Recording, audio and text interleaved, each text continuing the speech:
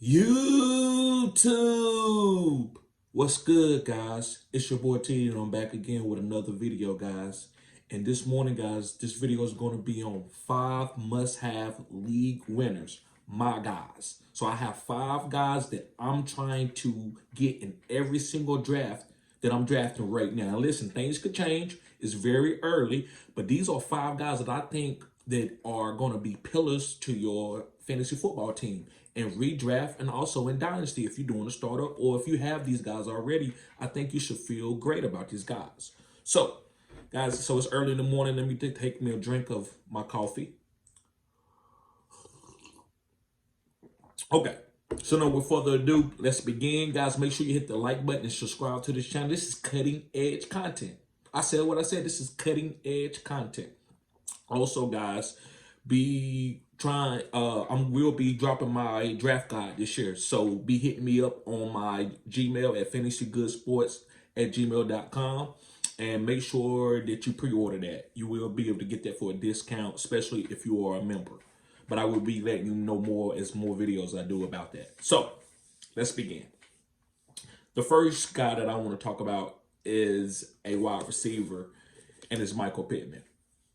I believe Michael Pittman is on his way for a breakout season. Now, he had a really good season last year, but I think it's going to be even better.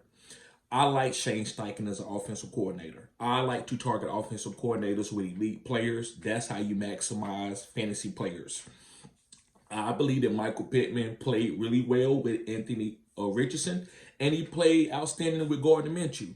So I don't think just because Anthony Richardson is a more of a mobile quarterback or dual threat that Michael Pittman numbers go down. I actually think they are better. Anthony Richardson showed me that he can push the ball downfield to a guy like Michael Pittman. Michael Pittman is a contest and catch guy, and he's also deceiving fast. Like he's sneaky. Like you think, this guy's big, he's 220 pounds, and then next thing you know, he runs by you. And Shane Steichen has a great offense. We saw it with Jalen Hurts. We saw it last year with Gardner Minshew and Anthony Richardson. So I believe Michael Pittman will catch 100 balls, right? I like this guy. Now, I wasn't high on him in the past, but going forward with Shane Steichen as the offensive coordinator, I like him. Also, he got help. He got people around him. He got Jonathan Taylor, who's going to have a stacked box, so he's going to get one-on-one coverage. He got a slot wide receiver where you can't double team him because Josh Downs is a quick guy. He gets open pretty fast. Also, Alec Pierce, he may not be like a stud, but he's okay. He's got long speed. He's not a bum, right? So I like Michael Pittman. So let's move on to my number 2 guy.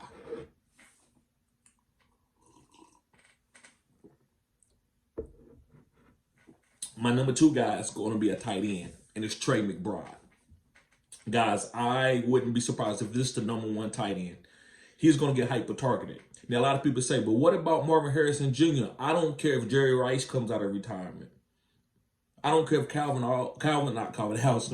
Johnson comes out of retirement. I don't care who's on. This is an elite tight end, and the game is played in the box with mismatches, right? So if you have a linebacker who, if he's not like a phenom cover guy, he's not going to be the guard Trey McBride. Trey McBride played basketball in college. This guy is an elite athlete. This guy can dunk. This guy can jump. He can catch. He's fast. This is a really good tight end. So he's going to get hyper-targeted. I'm not going to be surprised if he lead all tight ends in targets. He's young, so they're going to be force-feeding this guy. Now, Marvin Harrison comes there, he will get targets too.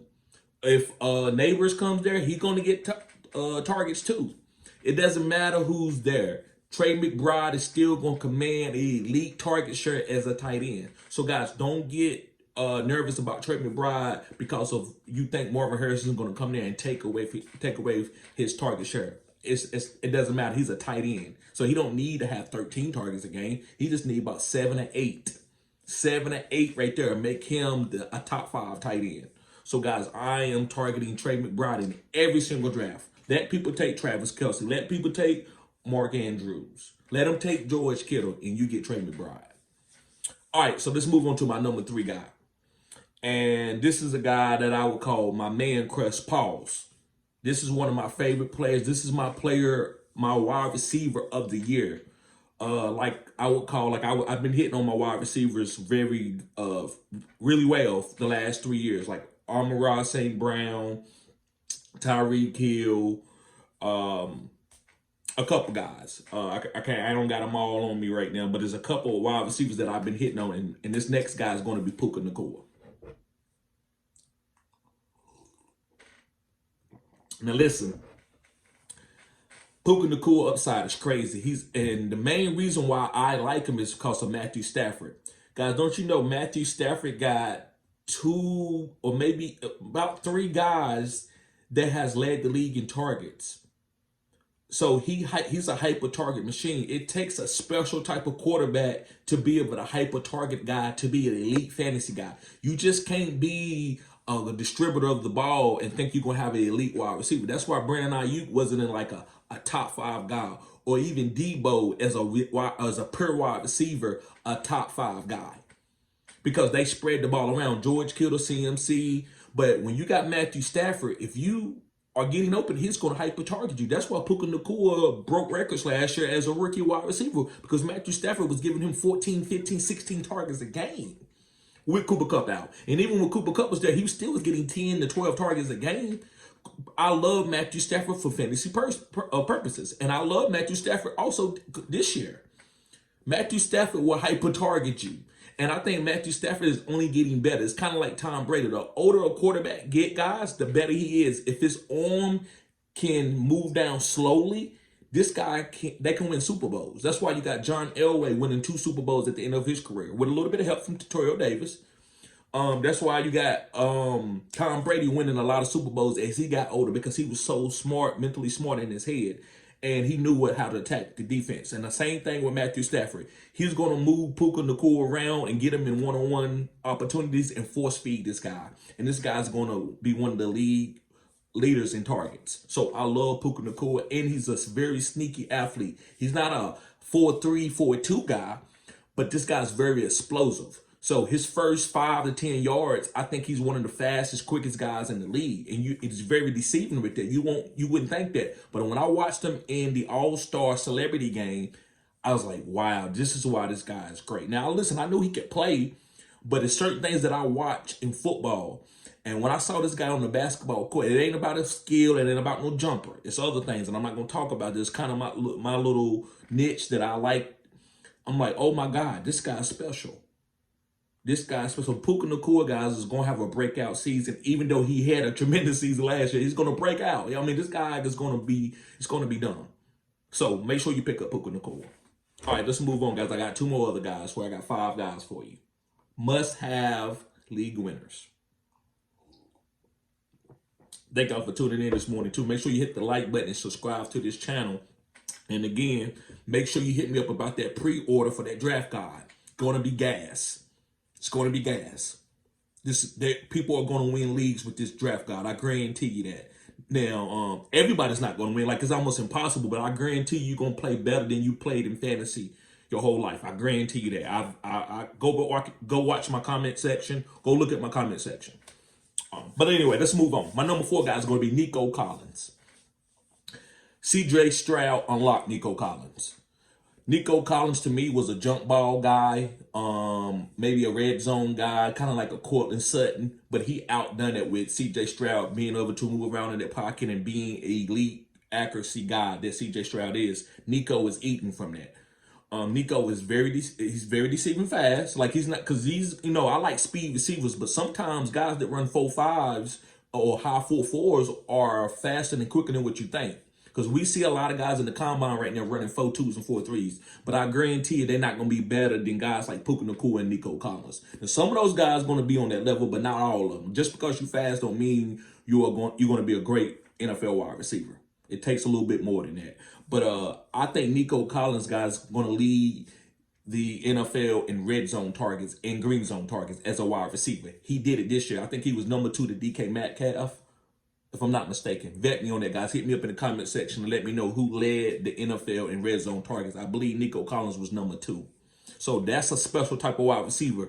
That's a special type of number game or analytic game that I like to target when it comes to wide receivers.